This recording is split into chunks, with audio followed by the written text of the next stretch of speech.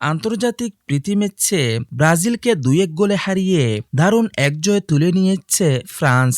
গত ২৬ মার্চ রাতে অনুষ্ঠিত ম্যাচটি ছিল দারুণ লড়াইয়ে ভরপুর।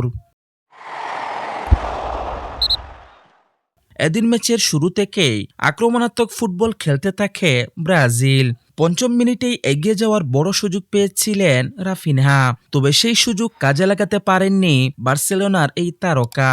এরপর ধীরে ধীরে ম্যাচে নিয়ন্ত্রণ নিতে শুরু করে ফ্রান্স। বল দখল ও আক্রমণে এগিয়ে যায় তারা। ৩২তম মিনিটে দারুণ এক আক্রমণ থেকে গোলের দেখা পায় ফরাসিরা। উসমান দেমবেলের নিখুঁত পাস ধরে দ্রুত গতিতে ডিফেন্স ভেঙে গোল করেন কিলিয়ান এমবাপ্পে।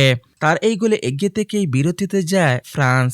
প্রথমার্ধে বল দখলে পিছিয়ে থাকলেও দ্বিতীয়ার্ধের শুরু থেকেই আক্রমণে ঝাঁপিয়ে পড়ে ব্রাজিল। পরপর কয়েকটি সুযোগ তৈরি করলেও গোলের দেখা পায়নি তারা। এই আক্রমণের মধ্যেই ম্যাচের ৫৫তম মিনিটে বড় এক ধাক্কা খায় ফ্রান্স। ব্রাজিলিয়ান ডিফেন্ডার ওয়েজলির ওপর কঠিন ফাউলের পর প্রথমে হলুদ কার্ড দেখানো হলেও ভিআর দেখে সরাসরি লাল কার্ড দেখানো হয় ডায়ট উপামেকানুকে।